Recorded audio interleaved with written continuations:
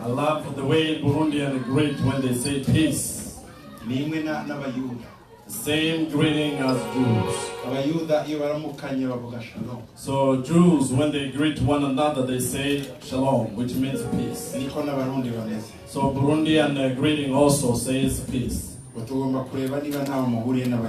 So we need just to check if there's no relationship between the Jews and the Burundians.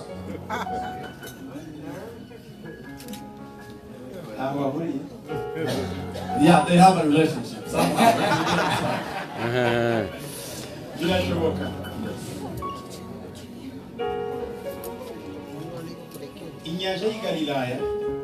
The Sea of Galilee has the same date of birth or starting as well as the Lake Tanganyika. Muri ya misozi y'abasirofenisienne no kuvuga ngo mu misozi y'Igolane yo muri Israeli ifitanye isano n'ibihugu n'ibiyaga bigari hariya iwacu. Iyo bagize umutingito tremblement de terre natwe turawugira. Donc hari ukuntu bikorana.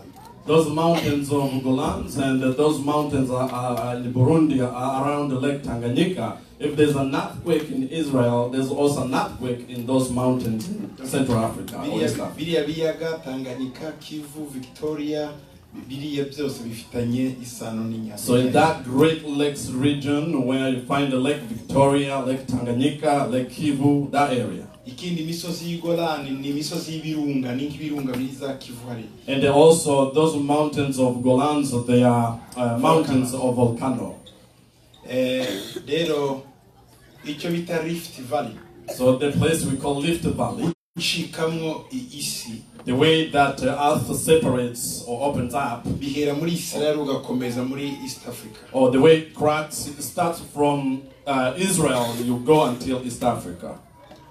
Iyo bavuga ngo when we say or they say Yesu nahagara ku musozi wa Elayon, when Jesus will come to Mount Zion, Elayon, Olive Mountain, sorry. Wa mizeituni wa musozi wa Elayon. Mount of Olives. Uzacika mu gice. They say that it's going to crack open. Nje nakoze etude zanje. And I did my own research. Ntabwo ari za theology z'abantu. This is not a research from theology or from Europe.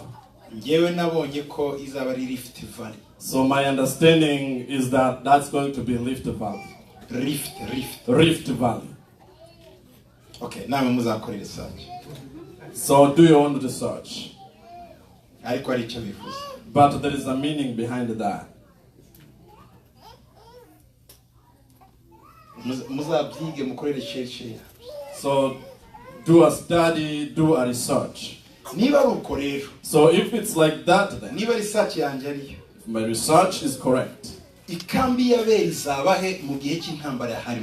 so where is going to be the camp of holy people or righteous people at that mountain or at that time of the war of Hamagedon? That means that the people of that area will come from Jerusalem and get to Burundi. I told you. Aha. So do your own research. I'm giving this as a homework to you.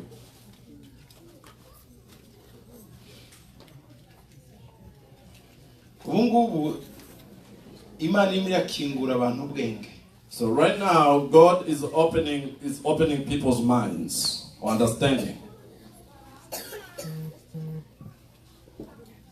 Pastor Francis, Pastor Francis, thank you for sharing about immigrants, how they moved from their home countries to this country.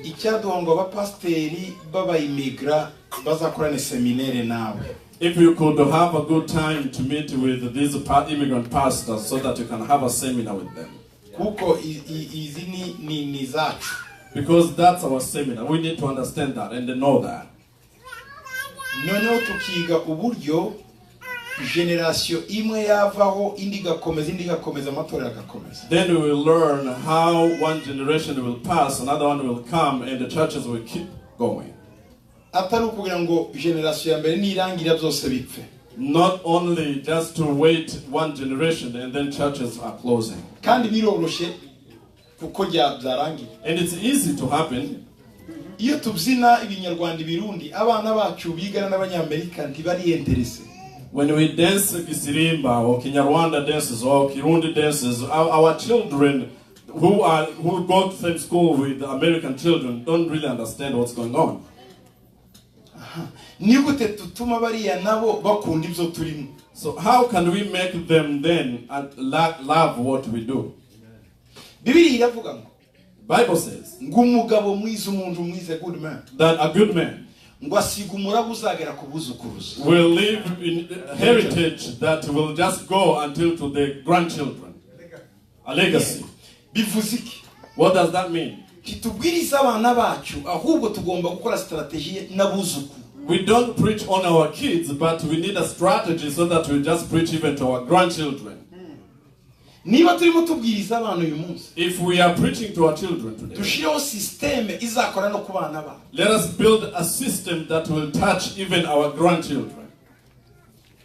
Mu minsi ishize In these last days, hari abapasiteri twasengeye mu rusengero rwacu Kigali. so recently the pastors that we prayed for in our church in Kigali. Icyanejeje So what amazed me, or Bamwe muri bo, some of them, n'abana batangiye muri Sunday school. they are children who grew from Sunday school.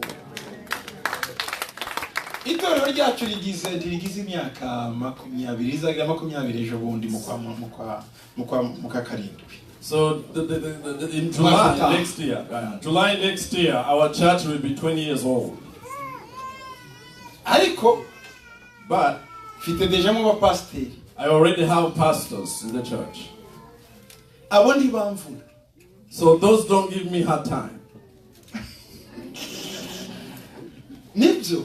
This is true. Nta mwana wawe ukuvuna, niyo akuvunye n'uwawe. So even your child gives you hard time, he's still your child. Ntawe uvunwa n'undi ngo abyishimire. So if somebody gives you hard time, you're not going to like it. Umwana wawe akuvunye n'uwawe. But if your child gives you a hard time, Ariko undi yakuvunye wibaza impamvu arimo kuvuga. but if a stranger or somebody else gives you a hard time, you are not happy about that. Rero abana bacu burya nabonye baririmba. So our children, like those that were singing right here, Nabwiye Bishop Mutima. I talked to Bishop Mutima, Ndamubwira ngo doritore. and I said, this is the church. Va ku bindi. Stop everything you're doing. Reba aba niyo torero. Care for these ones right here. Aba bana baririmbya. These children who were singing, Imyaka 10 yonyine. only 10 years to come. Nimubafata neza. If you care for them, Niyo bazaba babwiriza. they will be preachers here on the pulpit. Imyaka 10 sikere. 10 years is not a long time. Reba iyo umaze muri iki gihugu. Count how many years you've been living in this country. Niko bimeze. That's how things are. Aba bana These children, ubu bwaryamaga bukabyi. ones that were rolling down here and Nubukozi bw'Imana bwuzuyemo impano z'Imana. they are going to become servants of God, and they are servants of God, and they are full of power of God. Tuzabarera neza. When we care them well, Ese tuzabarera neza. are we going to raise them well? Kweli? Really? Murabinyemereye? Do you agree? Do you accept to do this? Naho mwebwe ntashwa mufite. Muragenda mugakubita kandi mugashaka bavuga ururimi rwanyu mukagaruka. Muzanwa n'impamvu nyinshi n'urukumbuzi na sociale n'ibiki. Mwe ntitubatezemo byinshi cyane. Abo dutezemo nabo. So you don't have a choice. The reason that most of you are here is because you understand this language. You don't have anywhere else to go. You just come. So we have much hope in them, not in you. There's many reasons you come here by social environment.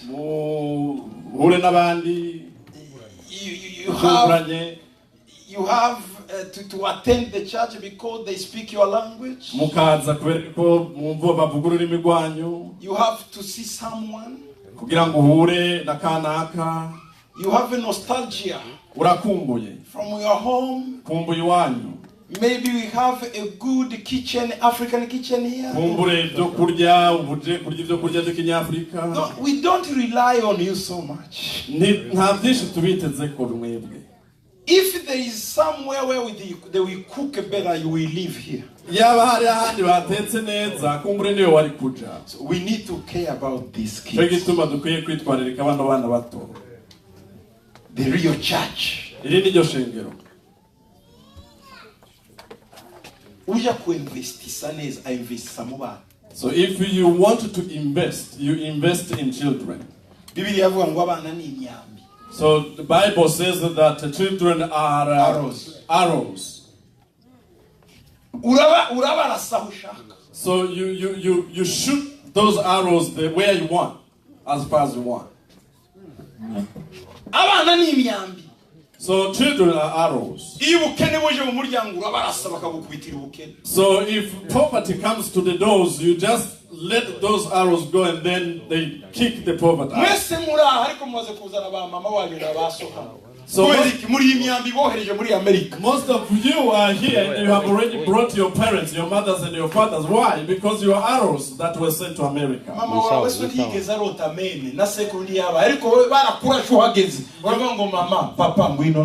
Your father, your mother never understood even where Maine is located. But the time that you got here, you thought about your parents and you brought them over. Do you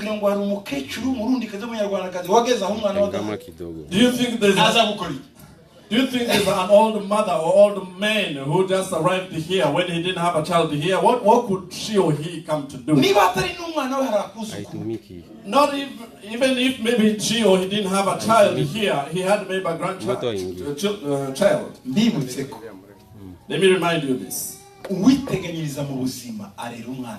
So whoever is investing for the future will raise his child well.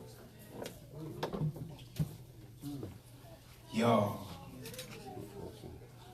Pastor Francis, thank you, Pastor Francis. May God bless you. Uzadukore seminere pastor mututumiza dukore seminere ukuntu abantu bakomeza uyu murage ntuveho. Pastors, please do a seminar and invite him so that you can keep this legacy. Kuko uyu ni umurage udasanzwe. So this is a great legacy. Amen. Muri mugoroba. So tonight, no mugoroba wo kurangizanya nawe. It's our closing night. Ariko no mugoroba muri butangiza n'umwuka. And it's also a beginning with the Holy Spirit. Umugoroba umwuka wera ari bukomeze twaho twagarukije. So a beginning where the Holy Spirit will continue. Aragenda ministering ubuzima bwawe. He will continue to minister your life. Akomeza gushigikira ubuzima bwawe. He will continue to support your life. Amen. Turasoma mu gitabo cya Nahum. We are going to read in the book of Nahum. Nahum.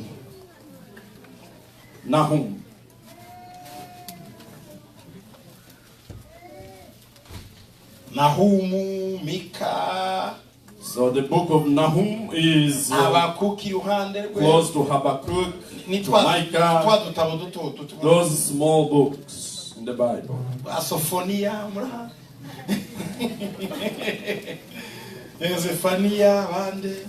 Zephaniah, all those close to those books. Nahumu. So Nahum, and we are going to read chapter 1 verse 13.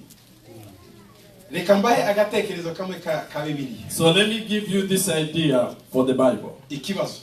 A question. I am not asking pastors to respond to this. Only church members or Christians just respond to this. You're going to answer. I hope you're going to pass it. These prophets that we read in the Bible. So Amos, like Hosea, like Nahum, Micah, Zephaniah, Zechariah. Who was an African among those?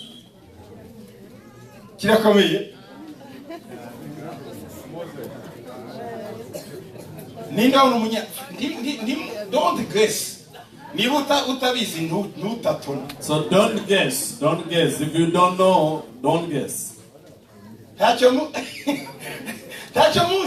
You don't know? Zero. Not Zechariah at all. Na zero. Not now. Moses. Iwe ntari umuhanuzi ntari mu bitabo by'abahanuzi Musa. So Moses is not one of the prophets. Tawe muzi? Kugira ngo nzabahe igisubizo muzagaruka muri Afrika. So for me to give you an answer to that question, come back to Africa. Ndatangaye. Umuhanuzi bita Zephaniah yari uwa Kushi, yari umwirabura w'umunyafrika. So Zephaniah came from the Cushites and he was from Africa. Kimusoma Bibiliya murebe Zephaniah. If you read Zephaniah, igice cya mbere, chapter 1, umurongo wa mbere, in the verse 1, ijambo ry'Uwiteka ryaje kuri Zephaniah mwene Kushi. the word of God came to Zephaniah, the son of Cush. Yari umunyafrika. He was an African. 3:9 muri Zephaniah niyo yavuze ngo hakurya y'imisozi ya Ethiopia hari abandi baramye. So Zephaniah 9:10 they said across the rivers of Ethiopia. Yavugaga mu biyaga bigari. So he was talking about the Great Lakes. Ngo hari abandi bene wacu babaramye nabo ngo bazaja kuramya Yerusalemu. He said that there are other worshippers who will leave from there and they go to Jerusalem. Ntabyo muzi? You don't know that? None se mwiga Bibiliya? So do you study the Bible? Muzaze muri Université Authentique. Come to Authentic University. Tuzabigisha. We will teach you. Amen. Anyway, reka twikomereze hajya muri naho. So let us, we digress. Aba babita abahanuzi bato, les prophètes mineurs. So we call these minor prophets. Igice cya mbere, chapter 1, ku murongo wa 13. and verse 13. Bibiliya iravuga ngo ndetse Bible says now. Ubu now ngiye kugucaho uburetwa. I will break their yoke ngukureho n'ingoyi ikuboye from your neck and tear your shackles away. Muranyumva neza? You hear me? Ndaza kugira ngo tuze gukorana kuri note zanjye hano. So I want you to keep following and then I'm going to read the notes as well. Yego. Kandeba ukuntu mbigenza kugira ngo. Good. Bibiliya tubwiye. So the Bible tells us ngo ngiye kugucaho uburetwa, that I am going to break the yoke. nguceho n'ingoyi ikuboye. And I will also break your shackles. Ikintu gikomeye Imana ikora mu gihe cyayo ni ukutubohora ibintu byari bituboye. So one thing that God does in His time is just to break the yoke. Kuko ntushobora kugendera mu gihe cy'Imana uboye. Because you cannot move in God's time with the yoke. Hari ibintu byinshi Imana igutegerejemo, ariko iyo migozi ikuboshe ntushobora kubigeramo. Igihe cyayo cyageze ibashua kwigubohoye. There are so many things that God wants to use you for, but when the time of God comes, God makes sure that all the shackles are sent away from you. Moses yakoreye Imana amaze kubohoka ubwoba bwa Egiputa. served God when he was delivered from fear.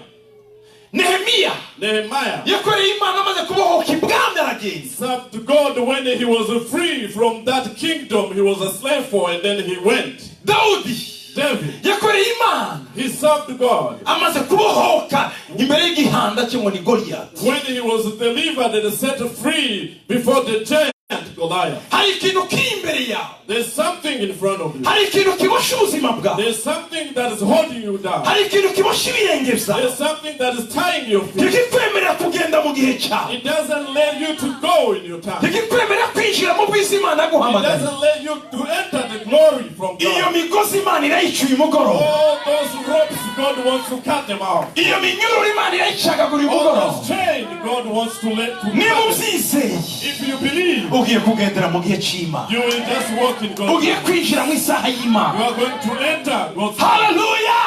Hallelujah. Hallelujah! Hallelujah. Abantu bamene muraboshe. People's mean. Are you tied up? Muraboshe. Are you tied up? Humura ntushaka kubohora bohoka. Take heart. Ntubigire ubwiro ntubitsinde. Uyu mugoroba ni umugoroba wo kubohoka. Tonight is a night of being free. Let us wave. How?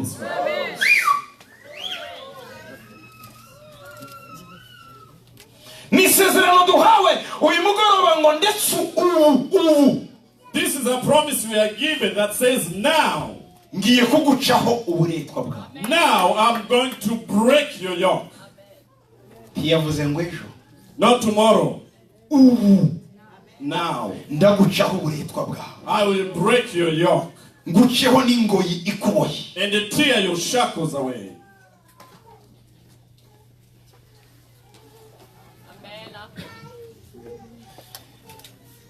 Hari igihe Imana umuntu umugisha ariko ukananirwa kurya kuko uboshye. There is a time that God gives you blessings, but you cannot receive that because you are tied up. Ntacyo Elukana atakoze ngo anezeze Hana. Elkanah did everything, but Hannah could not be happy. Ngo yamuhaga incuro ebyiri za Penina. He gave to Hannah double fold than Penina. Kuko yaraboshwe n'agahinda. Because Kuko Hannah urubyaro was full of sorrow for not having children. Nta kimwe cyamunezeza. She was never happy. Inzu ntinezeza umuntu yawe. House cannot make you happy. Imodoka ntinezeza umuntu yawe. A car cannot make you happy if you are tied up. Iyo ufite ikintu mu mutima kikuboshye, If you have something in your heart that is tying you up, umunezero wawe utangira kubona cyavuyemo. your joy, you start seeing your joy when that thing goes away. Wanezezwa n'iki n'uwo mugozi ukuboshye? What could you make you happy if you are tied up? Wanezezwa n'iki? What could you make you happy? Iyo ngoyi ikikuboshye ku maboko. If that shackle is tying your hands. Turavuga ku mbaraga zimenagura ingoyi kandi zikuraho imitwaro ituremereye. So we are going to talk about the power that break yokes and shackles and all the burdens on us. Hari imitwaro ituremereye. There are burdens that we carry, ariko hari n'ingoyi zituboshye. but there are also shackles that are tying you up. Yoke that is tying you up. Yoke, ingoyi bayita nira. Nira ni igiti bashiraga mu ijosi bakagenda bakurura imbwa cyangwa ihene. So this is a tree, a piece of tree that they will put on the neck, and then they will just pull goats or sheep or cows. Niko n'abaslave bari bafashwe. The same way they did it to slaves. Bashiraga ibiti mu mihogo yabo mu ijosi ryabo. So they were putting trees in their neck. Icyo giti nicyo bita nira, nicyo bita imbago. And this tree is what we call yoke. Iki giti rero iyo gifite ku ijosi. So when you have this tree on your neck, ntunyeganyega. you cannot move. Ugenda ukurikiye aho ushobora kujya. You just follow where your master is taking you. Mu buryo bw'umwuka. Spiritually, hari abantu bagifite iyo nira ku ijosi. there are people who have that yoke on their neck. Ntibashobora gukora ibyo bashaka. They cannot do what they want. Ntibashobora kunezerwa uko They bifuza. cannot be happy as they want. Ntibashobora kuramya uko bashaka. They cannot worship as they want. Ntibashobora kunezerwa n'ibyaha Imana yabahaye. Cannot be happy with what God has given to them. Kuko ijosi ryabo ririmo nira. Because their neck is tied up with the yoke. Ihene iziritse ntirishiriza aho yifuza. A goat cannot eat grass well when it's tied up. Nubwo ubwatsi bwaba imbere yacu. Even if grass is right there where the iburebesha amaso ariko ntiburya. the goat will just see with the eyes, but we know igira ngo yiruke for it to run, kugira ngo ifate bwa bwatsi, so that it can eat that grass. ikiziriko kikayigarura. Now the yoke will pull the goat back. yagira ngo yirwaneho, when it tries to fight for itself, igasanga yizinze kuri cya giti. now the goat will just turn around and the yoke will go ibiryo around. biri imbere. So food is right there, ariko nta mudendezo. but there's no freedom. hari abantu benshi. There are so many people. izo zizanye murazibona. You see your dreams. iyerekwa ryanyu muraribona. You see your revelation. amasezerano murayareba. Your promises you see. abo Imana iguhamagara urahabona. Well, God is calling you for ariko this. iyo nira ntikwemerera kuhagera. But that yoke does not allow you to get there. aho hantu wananiwe kuhagera. So you cannot get there. urahareba You see, ariko ntuhagera. but you cannot get musa there. yarahabonye Moses saw that, ariko ntiyahagera. but he didn't get there. umunsi yahageze n'iryari. The day he got there, when was ni that? umunsi Is the day yesu yari ku musozi wo guhindurirwamo. that Jesus was on the mountain of transfiguration. nicyo gihe mose yinjiye i kanani. That is the day Moses entered Canaan, hallelujah, ari kumwe na Eliya. he was with Elijah. Nuja mu mwuka, If you go in the aho spirit, Yesu ari, where Jesus is, aho niho nira yawe icika. that's where your Imana yoke. irakugeza aha God will take you mu masezerano yawe to your promises nubona Yesu. if you see Jesus. Bwana asifiwe. Praise be to God. Hallelujah.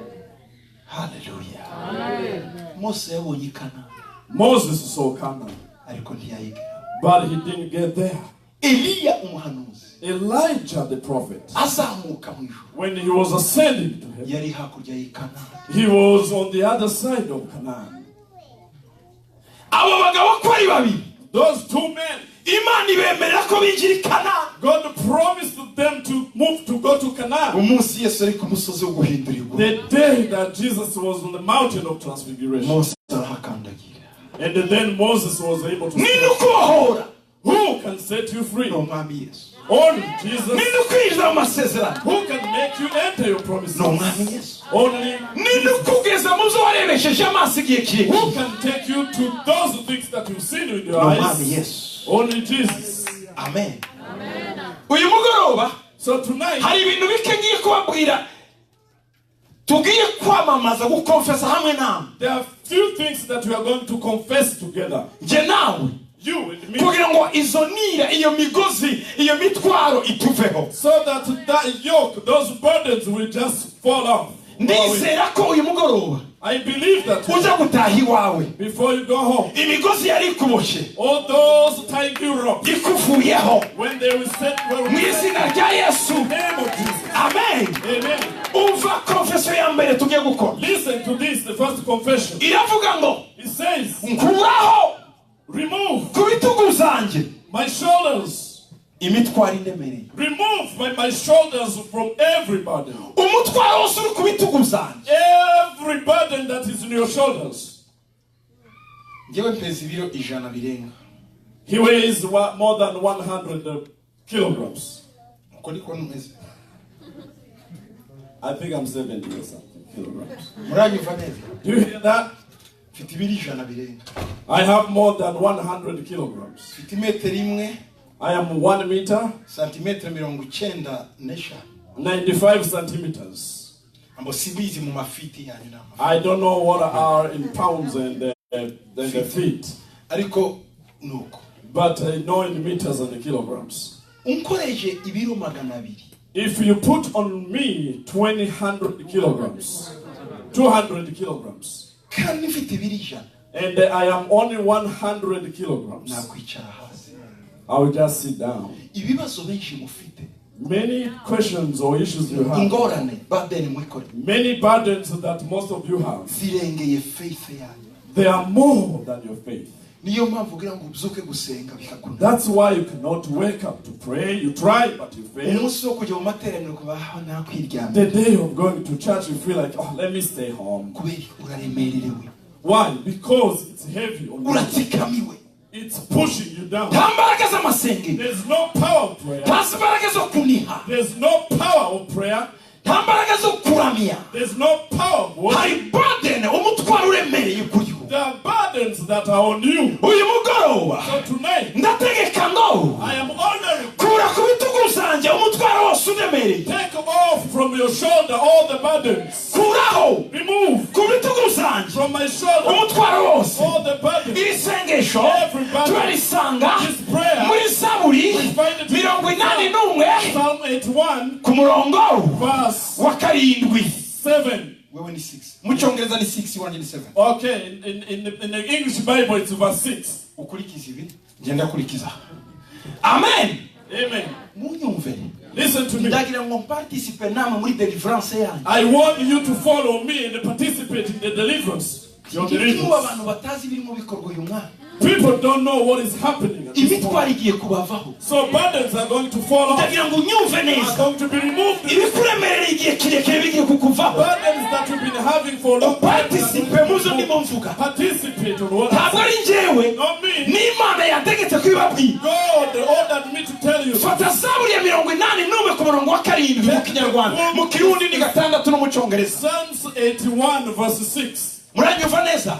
Use my Bible. Yes.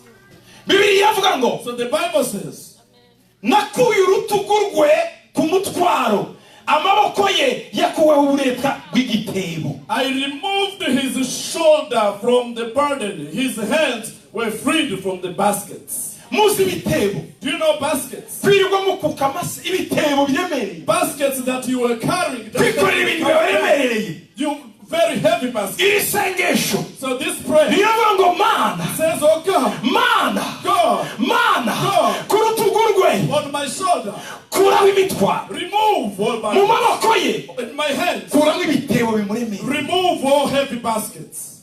Akira, receive, bohoka, be free. Urutugu rwawe nirubohoke. Let your shoulder be free. Ibiremereye ubuzima bwawe nibikuveho. All burdens on your life, let them Iyo go. mitwaro wikoreye imyaka 3 nimanuke. All burdens that you are carrying 3 years, let them go. Iyo mitwaro wikoreye imyaka 5 nikuveho. All those burdens on you, let them go away. Turategetse mu izina rya Yesu. We order in the name of Ibyo bitebo wari wikoreye. that all those baskets that we Z'amateka ya kera, histoire za kera ku buzima bwawe. story for your life. Abantu bakubona bagakubonamo wawundi. People who see you, they see you as the old man. Ico gitebo cha histoire yawe ya That's the kera. basket of your history. Giture. Put it down. Nikiveho. Put it down. Paul yaragituwe yaravuze ngo nimuzongere kuntekezaho ibyakera musigaye ingendana inkovu za Kristo. Yarimo yikuraho background histoire mbi yari muriho. Paul said that when he was taking away all the background that was on him. Kuva uyu munsi From today, amateka yawe mabi nasibike. your history will be wiped away. Amateka mabi, The history of bad, amazina mabi, your bad names, reputation mbi, bad reputation. nikuveho. Let it go away. Nikuveho. Nikuveho. Nikuveho. Let it go away. Hallelujah. Hallelujah. Hallelujah. Nikuveho. Let it go away.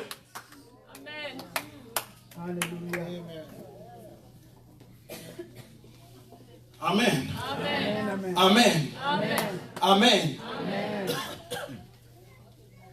Ikintu ugiye gukuraho. So the second burden, Man, God, kuraho imitwaro iremereye yose iri ku buzima bwanjye. remove all heavy burdens placed on my life. Kuraho imitwaro y'abanzi banje yose. Remove all my burdens by the enemies. Mu izina rya In Yesu. the name of Jesus. Imitwaro iri ku buzima bwawe. All the burdens on your life. Iyo mitwaro ni iyi. What are those burdens? Baguhaye kuzanywa kugeza ushaje. Those are medications that they gave you to have or to take until you get old. Uzayimu ubuzima bwawe bwose. Iyo mitwaro y'ubuzima bwose ni. All those burdens on your life, let them go away. Ubundi mikrofone z'abavuga butumwa niza ziririmba. Normally, we don't use microphones for speakers when people are singing. Speakers bagirizao. So speakers need to just use their own microphones. I keep mine over there when I'm sitting down. When the microphone stops, now people don't understand. So buy microphone for only speakers and they will be sitting there. People will be using when they're speaking. Hallelujah. Hallelujah. May God remove all those burdens from your life. All those medications they gave you, take all your life. No. Not medications you take everywhere you go when you sleep. You take medications on the phone. You take medications. The burden of life.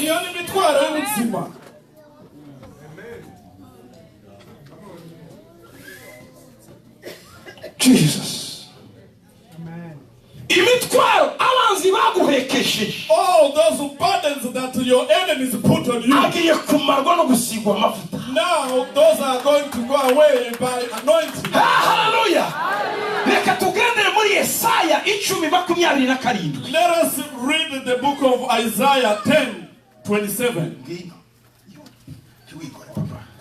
Yesaya 10:27. Isaiah chapter 10 verse 27. Ndagira ngo imitwaro yose iri ku buzima bwawe uyu mugoroba ikuveho mu izina rya I Yesu. want all the burdens on your life just to fall off tonight. Jesus, can you read it, brother? Yesaya 10:27. Isaiah chapter 10 verse 27 it reads, it shall come to pass in Uwo that day munsi umutwaro baguhekeshaga that his burden will be taken away from your shoulder uzakuva ku bitugu and his yoke from your neck, kandi uzakurwaho no kuburetwa and the yoke will be destroyed because of the anointing. kandi bizamarwa no gusigwa. Amen. Nusigwa amavuta When you be anointed, iyo migozi irakuva. all those ropes will fall off. All those burdens will fall off. Izo ngoyi yoke The yoke zirakuva. will fall off.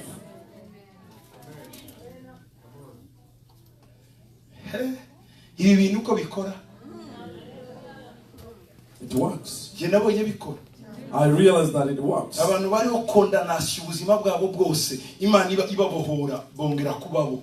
People who were condemned for the whole entire life, God delivered them and they became new people. Urabyizeye muri mugoroba? Do you believe this? Gendera muri Yesaya 10:27. So just go with Isaiah chapter 10 verse 27. Nguwo munsi imitwaro baguhekeshaga yose izakuva. And the- N'uyu munsi That day your yoke will be removed, and that is today. kandi uburetwa bwawe buramarwa no gusigwa. And your slavery will just go away. Reka anointing iraha muri uyu mugoroba ikumareho iyo mitwaro. Let the anointing that is here tonight just remove Amavuta you. y'Imana araha nagukureho ubwo buretwa. The anointing from God will remove your slavery and your yoke. Tumabebewa. Mu minsi ishize Few days ago, umukobwa yaje kundeba one young lady came to see me, aravuga ngo agize imyaka 20 adasinzira. and she told me that she has been going 20 years without sleeping, Yacitse ku icumu rya jenoside. and she was a survivor of the genocide. Amaso ye So her eyes yasaga n'ibishirira. looked red, Afite umutwe udakira. and with a migraine. Bugaca areba. And then she will go all night awake. Akaruha agafatanya amaso ngo arebe ko asinzira. Sometimes she will just push her eyes to see if she could fall asleep. Kwa muganga barananiwe. At the hospital, they could not help her. Arambwira ngo She told me, ngezaho numva ko ngiye gupfa. at that point that I feel that I'm dying. Niba hari icyo Imana yakore If there's anything that God can do for me, ni ntabare. please, I want God to rescue me. Ndamusengera. And I prayed for her. Usiga amavuta I anointed. ku maso ye. I anointed her with oil Ndangije. on her eyes. Ndamubwira ngo ugende And I said, go. ushire mu alarm And they put on the alarm. kuko Because uzasinzira unaniwe kubyuka. you are going to sleep and you will not be able to wake up on time. Arambwira ngo ibyo se byaba. And then she asked me, can that really happen? Ngo icyama musinzira imyaka 16 ntaricura. And then she told me if I could sleep for 16 years without waking up. Aragenda. And then she left. Namusengeye yari 10 z'amanywa. I prayed for her, it was 4 o'clock, 4 Ntabwo p.m. nasenze ijambo rihambaye. I didn't even say many words. Ngiye nakurikije ibyo Imana ivuga. I just said what God tells us. Zagukuraho umutwaro baguhekesheje amavuta azakumaraho izo ngoyi. I will remove the yoke they put on you, and the anointing of oil will take your yoke away. Arataha. Then she went home. Arangije arambwira. And then she told me, Ngwino iyo deliverance. is this the deliverance you talk about?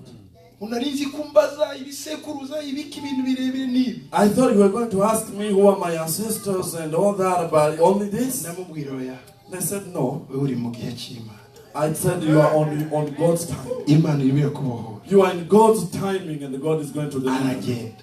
She left. Nyuma y'icyumweru A week after, aza kubona telefone yanjye. she received my call. Abona telefone yanjye. Oh, she got my phone number. Arantelefone. And then she called me. Sinayifata. She called me on the phone, I didn't pick up. She wrote. Bati ndi wa wundi So she texted, she said, udasinzira. the one who Utarasinzira. could not sleep before. Bati none nyemera nze ngubwire uko nasinzira. But now let me come share with you how I slept. yaratashe ageze mu rugo. She went when she got home. Ashiraho alarme y'ejo saa 10. So she set the alarm just to wake up tomorrow at 4 p.m. So she said, let me tell you what happened. Then at that time she slept. So she slept that long. So she woke up. It was 4 p.m. next day. And then she said, oh, that thing worked. She saw that it was a simple thing. And then she said, did that thing work? Friends. And then she said, let me sleep again. But these things are really interesting. Let me eat something. Because I don't know when I'm going to wake up. So she ate.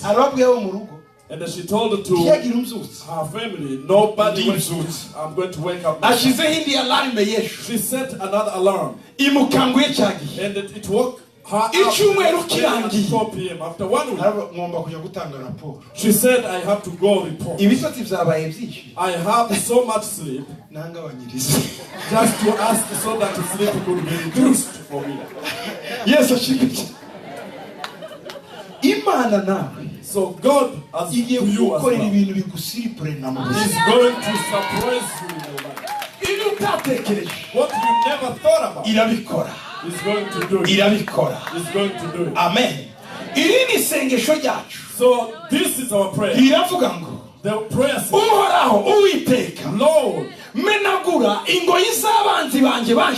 break the yoke of the enemy's burden.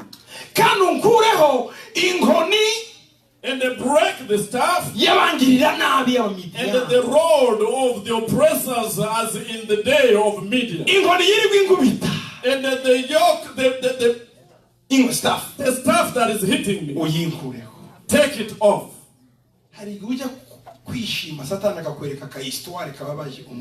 There are some times that you want to be happy and they certainly will just show you a sad story of your life. That's a staff.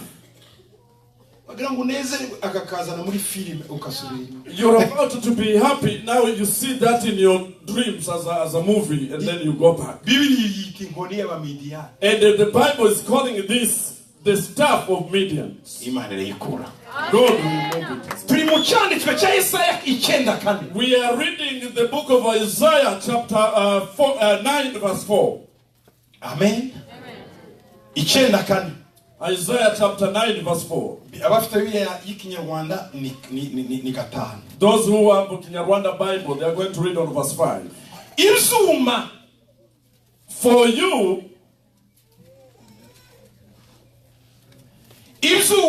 abafite indwaro bari bifurebye mu ntambara byose n'imyenda igaruwe mu maraso bizaba ibyo gutwikwa bibe pardon ku murongo wa 3 mubabari. So I read the wrong verse. So I'm going on verse 3, sorry. Isaiah chapter 9 verse 3. The Bible is English Bible is Isaiah chapter 9 verse 3. For you have broken the yoke of his burden, and the staff of his shoulder, the rod of his oppressor. You broke it as in the day of Midian. The staff that they are hitting you, may God break it. The one they keep telling you that makes you sad, may God break it.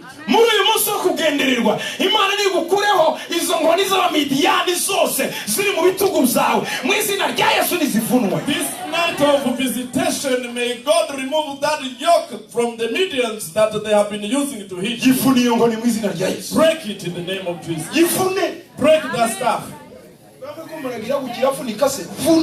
need to break it. Amen. Oh, hallelujah. Amen. Don't just take it a simple way, but break it with strength because it has been hitting you for long. Amen.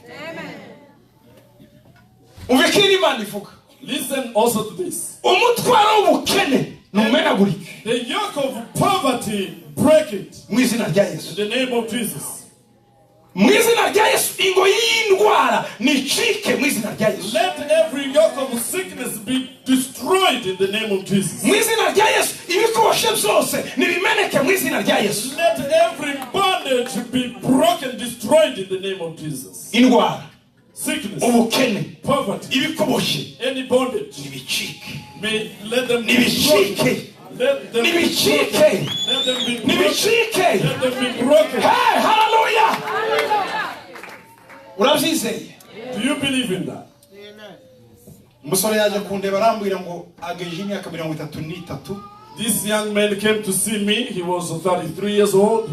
Arambwira ngo igihe cye cyo gupfa cyageze. And he told me that his time of death, of dying, has come. Ndamubwira ngo ese nigi kugiye kugiye gupfa. And I asked him, who told you that you're going to die? Arambwira ngo data yapfuye afite imyaka 34. And they told me that my father died when he was 34 years old. Na sogokuru niyo myaka yapfiriye. Also, my grandfather died at that age. Mukuru wanje My brother, my niyo old yapfuye brother, agezeho.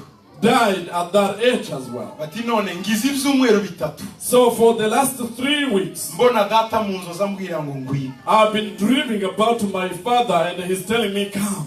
Naramwangiye. So I refused. Batari ko aragaruka.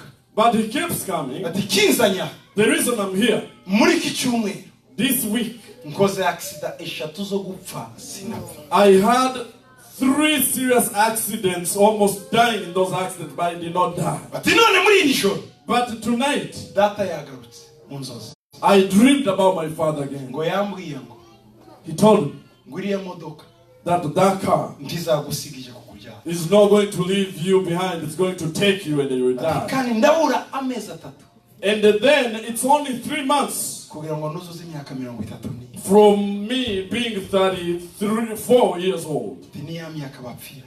Though that is the age they died. Ati none So now, muntu w'Imana servant of God, hari icyo wankorera. can you do something for me? Sekuru niwe yapfuye. That's when my grandfather Se died. niwe yapfiriye. That's when his father died. Mukuru we niwe yapfiriye. That's when his older brother Nawe died. agikejejemo. And now he's getting to that age. Ndamureba. So I looked at him Ndamubwira ati ntacyo. and I said, nothing. Icyo kiziriko So that rope kibaboha ngo mutageze imyaka 34. that is tying you up and they don't get to 34 years old. Kimugere muri 35. And you don't reach 35 years Kimugeze old. muri 50. And you don't reach 50 years old. Turagicagagura. We are going to break it. Ararira. He cried. Yararangije amashuri He had finished school. y'ubucamanza. He had finished law school. Afite akazi keza. And he had a good job. Arambwira ngo And they told me, napfuye. I'm dying soon. Namaze kubibwira bashiki banjye. I have already shared with my sisters. Kandi namaze kubibwira n'abavandimwe. And I have already shared with my friends. Ngiye gupfa. I'm going to die. Ndamubwira ngo And I said to him, humura ntuzapfa. take heart, you're not going to die. Turasenga. We prayed. Aragiye. Aragenda. He left. Uyu munsi mbabwira. So today, as I Afite talk to imyaka 57. he is 57 years old. Yarabyaye afite umugore. He has a wife, he has children. Iyo duhuriye ahantu. All the time we meet somewhere, Haba ari mu birori. being in an event, Ni umuntu ukomeye. he is a very important person. Aviriye. So he comes from Akansanga there, inyuma yondi. and he will follow where he comes from, Akambobera. and he will hug me, Akambwira ngo and he will tell me, ahandi. here, Ni that ukubera wa munsi. it's because of that day. Oh, hallelujah! Ndi hano muri ibi birori. I'm here in this Ndi muri aka kazi. I am in this job Kubera wa munsi. because of that day. N'ubu twahura atwaye mu nzira. Even if we meet and he's driving, No muri fevera arahagarara akandamutsa. even on green light, he will stop the car or put it aside and come and say hello to me. Bavandi. Friends, Imyaka irako Imana irakongera imyaka yawe Satani ashaka gukora. God will add up your years that the Satan wants to take away. Igitabo cy'Abagalatiya 5:1. So in the book of Galatians, chapter 5, verse 1, Yes. listen to this. Abagalatiya 5:1. Galatians chapter 5, verse 1. Stand fast. Stand fast, therefore, in the liberty by which Christ has made us free.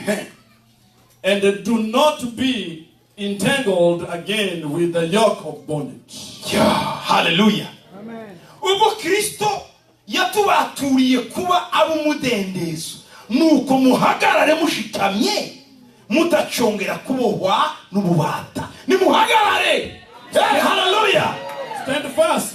Imana yavuze ngo hagarara. God is telling you to stand Vuga ngo fast. wa myaka we nzakurenga. Say, you age, I'm going to Wa pass you. ukene we You nzakurenga. poverty, I'm going to pass you. Wa muvumo we nzakurenga. You curse, I'm going to pass you. Stand firm. Stand fast. Hagarara wemye. Stand fast. Umenye ko icyo kigeragezo uzagisimbuka. Know that you pass that temptation. Shana ni Yesu we Your uzagitsinda. dad did not succeed, but you will Shana ni succeed. bene wanyu we uzagitsinda.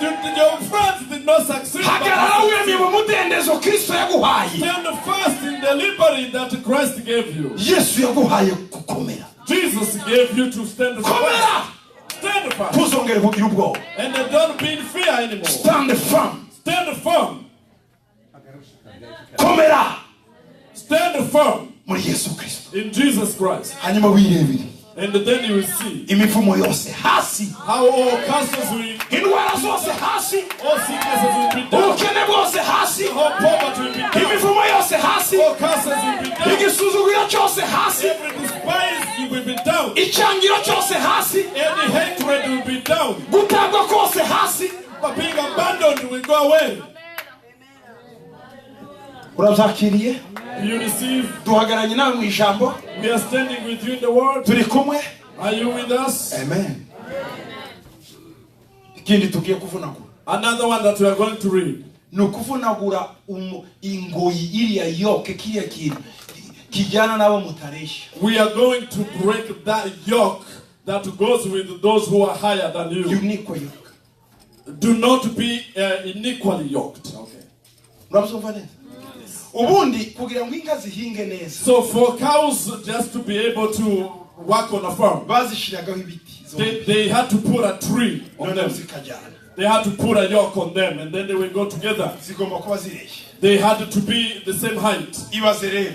or equal. Iyi ni ngufi. So imagine this is a short and this is a tall. Bakayishiraho igiti. Now there's a tree or a yoke. Imwe ziravunika.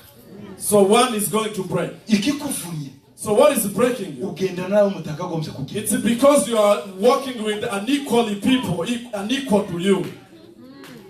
Hari urwego rwawe wabuze. Urimo uragenda mu rwego rutari urwawe. So you are going with unequal. That level you are going with is not your equal level.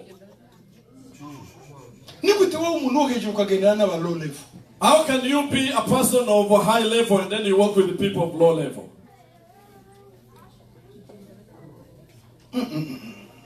Urwego urimo.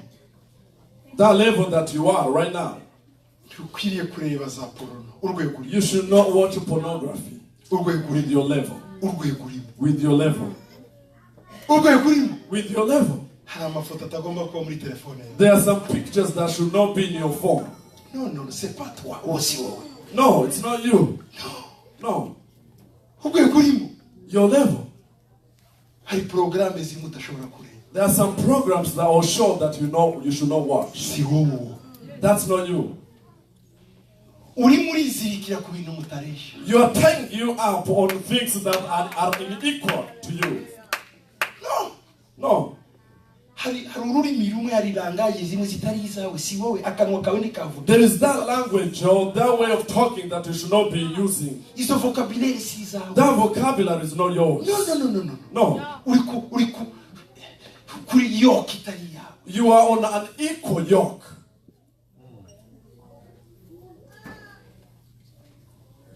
Hari ahantu. There are places. Hatari ahantu. That is not your place. No.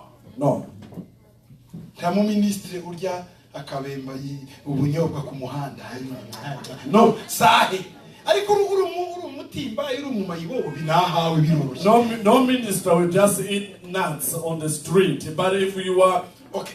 Muri kiritire yino mu nyumvi wacu. But Hano barira no munsi. understand me, please. Here I'm talking about the culture in Africa, not here. Ministre na karuvata washanye okere cyo kigori kunzira sha. So you are a minister in the government, and then or you are a minister somewhere, and then you say, "Oh, can you roast maize for me, please. Or Again. that agenda ry'igisheke with him. or you are just eating that sweet cane. Umusigati. No. Umusigati wawurira mu cyumba cyawe, ntiwawurira mu ibarabara. Or maybe you are going to eat, you eat when you are in the right place, not everywhere or anywhere. Donc, hari différence ya position na personnel. So there is a difference between position and personality. Wowe ndimo ndeba ufite personality yo hejuru. You that I see, you have a high personality. Ufite position yo hejuru. You have a high position. Kuki ujya muri utwo tuntu? Why do you go into those small things? Aya. No. No. Turakukura kuri icyo kiziriko uyu munsi. We are going to remove you from that yoke today. Urabyizeye nawe? Do you believe? Reka tukirebe icyo kiziriko. Let's see what is that. Abakorinto ba 2:6-14. 2 Corinthians chapter 6 verse 14. Yeah. Tusomere. 2 Corinthians chapter 6 verse 14 I'm going to read. Do not be unequally yoked together with unbelievers. For what fellowship has righteousness with lawlessness? Timwifatanye n'abatizera mudahwanye. Do not be unequally yoked together with unbelievers. Mbese gukiranuka no gukiranirwa bizafatanya bite? For what fellowship has righteousness with lawlessness? Umucyo n'umwijima bizajyana bite? And what communion has light with darkness? Mwene data. Reka kwifatanya nabo mutasa.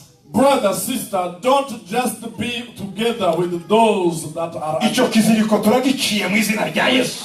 Break that yoke in the name of Izo apetite mbi turaziciye mu izina rya That Yesu. bad habit, we break it in the name of Jesus. Umva. Listen. Wowe wihishe nawe ugaragarira abantu mugomba kuba umuntu. So your hidden personality and your personality that people see, you have to be one personality.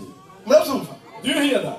Your private life and the public life must be the same. Ubuzima bwawe bwo kwiherereye n'ubuzima bwawe bwo werekana uri mu bantu ukwiye kuba ubuzima bumwe. Authentique.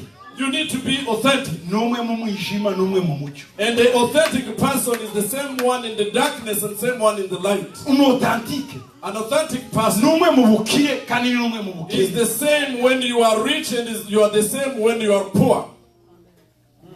Ikindi cyose kitari ibyo ni ikiziriko turagica mu izina. Another thing that is not what I just said, it's a yoke and we need to break it today. Amen. Amen. Umve kindi nacyo. Listen to this. Ikibuye kinini kiri ku buzima bwawe kikuveho. Let every burdensome stone be released from and legalism on my life in the name of Jesus. Amategeko y'idini yakuboshye. Legalism from religion that have tied you up. Amategeko y'imihango yakuboshye. Legalism for traditions. Ikibuye kinini kikuriho. Big stone on you. Nikiveho. Let it go. Ugendere mu mudendezo. And then you will walk in freedom. Jesus. Tugendere muri Zakariya 12:3. And Ubu ndimo mvuga ibi. as I'm saying Mu this, mwuka ko biragwa. in the spirit they are falling off. Ndabizi ko bamwe batarimo bumva. Maybe some are not really understanding. Babwize. Right now, Iyo mvuze ngo ikibuye kinini cyo ko kirumva kikuboshye kiragwa. as I say that this big stone has to fall off, it hears and then it has to follow. Gwa! Fall. Temba! Wakibuye kinini we. Be removed, you big stone. Zakariya 12:3 niho tugeze. Zechariah chapter 12 verse 3. I'm going to read. Zechariah chapter 12 verse 3. And it shall happen in that day. It shall happen in that day. That I will make Jerusalem a very heavy stone for all people. Iyo heavy stone nikuveho. Let that heavy stone go away. Be removed. Heavy stone iryamye mu nzu yawe, mu cyumba cyawe. Winjira mu cyumba ukumva hararemereye.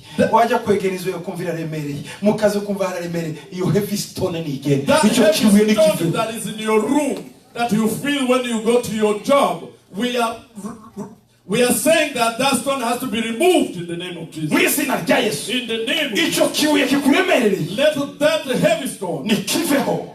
be removed. Mu izina rya In Yesu. the name of Mu Jesus. izina rya Yesu. Name of Ni Jesus. mu izina rya Yesu. Name of Jesus. Ikindi tugiye gukura. Another that we are going to remove.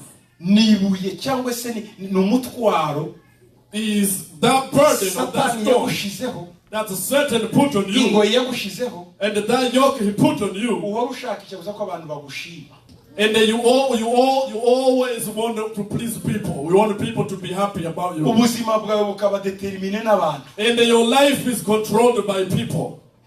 bavuze gute What did they say? bavuze ko nari nambaye gute How did they say that I was dressing? ibyo navuze babikunze Did they like what I said? uradepanda n'abantu cyangwa uradepanda urarwaye Are you depending on people or you are sick? uranyumva neza Do you hear? iyo ni yoke That's a yoke. kuko ntugomba kunezeza abantu ugomba kunezeza Imana Because you don't want to make people happy, but you want to make God happy. no No. only please God Unezereza Imana yonyine. not the people Atari abantu. fa kuba nzi ko Imana yishimye I only have to understand that God is naho happy. abantu Or people. no way No. kuko bararwaza amadepression n'amapression amatension n'amayiperi n'amayipoivayi kuko ngo bavuze iki bantekereje People will make you sick. Will give high blood pressure or low blood pressure. Because you keep thinking, what do they think about me? What did they say about me? murabona ukuntu ahantu hakoze neza Do you see how this place is well done?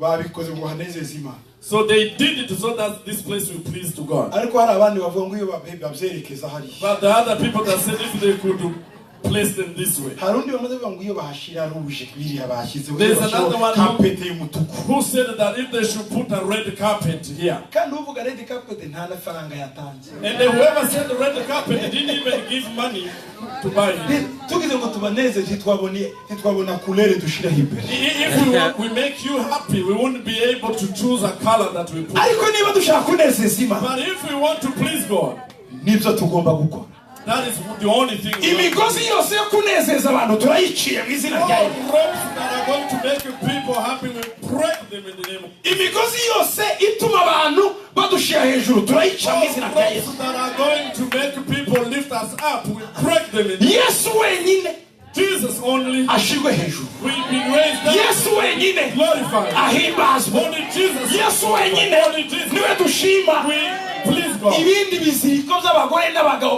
badukomera amashyi turabyanze All ropes from men and the women who clap for us, we refuse them. abatesalonike ba mbere 2:6 Thessalonians chapter 2 verse 6. tugendere muri iryo jambo 1 Thessalonians. And we are going to read 1 Thessalonians chapter 2 verse 6. Yeah. Nor did we seek glory from men, ntitwashakiye icyubahiro cy'abantu either from you or from others, ndetse nta mu bwanyu cyangwa se n'abandi when we might have made demands as apostles of Christ. nubwo tuba twarabikoze nk'intumwa ariko ntabwo twashatse ntitwifuze ko mudushima ntitwifuze ko mudushyira hejuru Yesu wenyine ari ushyirwa hejuru We did not want you to like us or to appreciate what we do, but we only lift up Jesus, only Jesus. bavandimwe Brothers and sisters, igihe cyose all the time, dushaka kunezeza abantu all time that we want to please people, cyangwa twifuza ko abantu batuvuga neza or we want people to say good things about us, kaba ari akagozi that is a rope tying you up. Imana igakure May God break it. twebwe dushake kunezezwa n'Imana And then let us please God only. amen umva ndangiza namwe hanyuma ngasenga As I'm concluding, and then I will pray. kuva uyu munsi From today, nishize munsi I submit myself y'umutwaro wa Yesu Kristo to the burden of Jesus Christ. fashe nira ya Yesu I take upon my life nira ya Yesu imbeho the yoke and the burden of Jesus. bibe ku buzima bwanjye The burden and the yoke of Jesus be on my life. reka turebe Matayo We are going to read Matthew. 11 And we are going to read Matthew chapter 11. ku murongo wa 30 Matthew chapter 11, and we are going to read verse 30. We are going, 29:30 so we are going to read the book of Matthew chapter 11, verse 29 and verse 30. So I'm going to read. In this Bible, chapter 11, I have up to verse 28. That's NIV. This is NIV. I wonder. NIV. Good. Anybody has King That's James NIV. version or this That's is NIV? It has up to verse 28. Ariko tatira hepfo araho baherekana hepfo somewhere. Okay, yes, please. Can you read that for us? Matthew chapter 11, verse 29 and verse 30. Matthew 11, 29.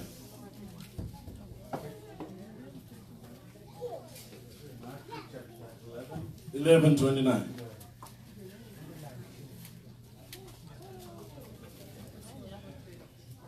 Yes, he has 29. Take my yoke upon you Nimufate umutwaro wanjye nira yanjye muyikorere. and learn from me, Mwigire kuri njye. for I am gentle and lowly in heart, Ndi umugwaneza kandi ndoroheje mu mutima. and you will find rest for your soul. Namwe muzabona uburuhukiro bw'imitima yanyu. Verse 30, for my yoke is easy and my burden is light. Amen. Kuko yokea umutwaro wanjye ya nira yanjye ngwiroroheje ni nziza kunkorera biroroshye. So my yoke is easy, serving me is easy, N'umutwaro wanjye nturemere. and my yoke is not heavy. Uyu mugoroba twakwemera kugendera ku kiziriko cya Yesu. So tonight, can we accept to go with Jesus' yoke? Listen. Nituzirikirwa kuri Yesu. If we go on the yoke of Jesus. Turaba tugeze mu kigero gikwiriye cya Kristo. So if we go on Jesus' yoke, we'll be on the same level. We'll be equal to Jesus. Stature of Christ. We'll be on the stature of Kuko Christ. tuzirikiye na. Because we are equally on the same yoke. Nicyo Yesu adushaka. That is what Jesus wants from Reka ibindi us. biziriko byose bigwe hasi. Let all other yokes fall Ibindi down. biziriko byose bigwe. All other yokes fall down. Tugiye gusenga umunota umwe. We are going to pray. Uriteguye Are you ready kwakira to receive? Yesu ashimwe. May praise be to Jesus. Reka dusenge. We are going to pray. Twabwiye ko tutabasiga amavuta ariko ndabona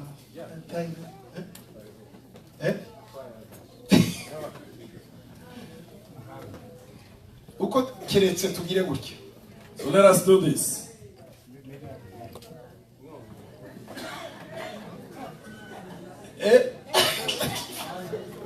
Waje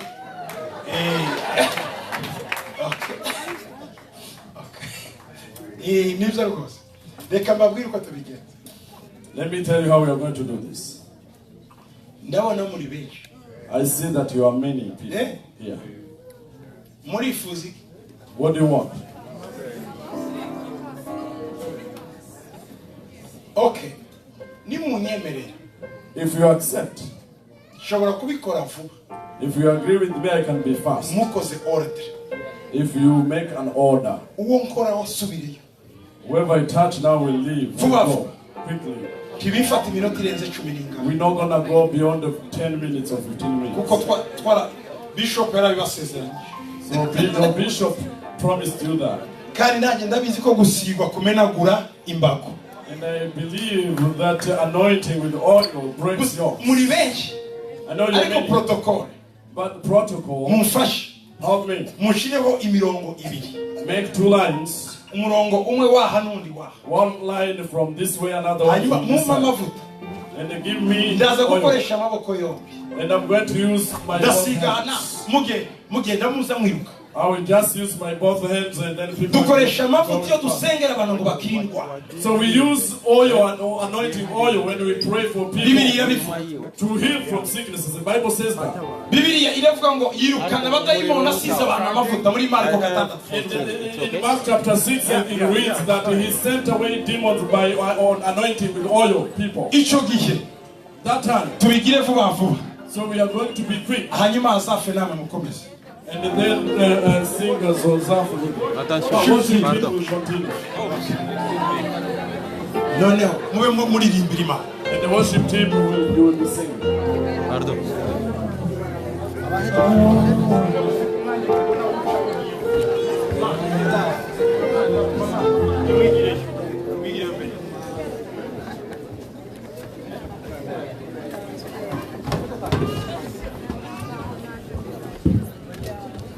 worship team.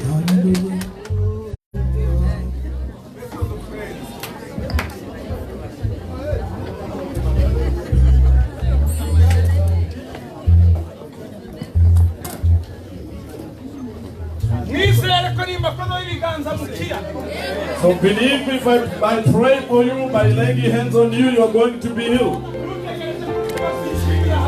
And then don't hope that we are going to say a lot of things. This is enough.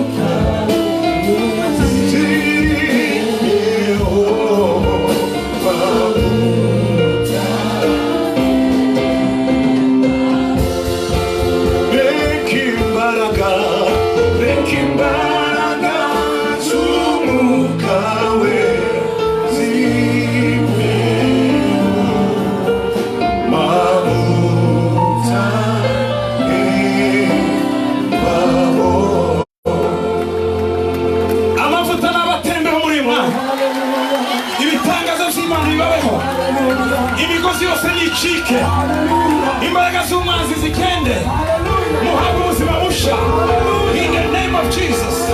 Ubuzima bwo kuzuka, ingoyi zose zigende, ubukene bugende, indwara zigende, ibibagoye bigende, imivumo yose imenagurike mu izina rya Yesu, mu izina rya Yesu. Hallelujah. Bene data, Brethren, amavuta, the oil, the anointing, amenagura imbago, it can break the yoke. ingoyi zawe All the burdens, ziracitse. they're going to be removed. Uhereye uyu munsi From today, ugendere mu buzima busha, you're going to walk in a new life, ugendere mu mitekerereze misha, a new mindset, ugendere mu itangaza byawe and new miracles mu izina rya Yesu. in the name of Jesus. Amen.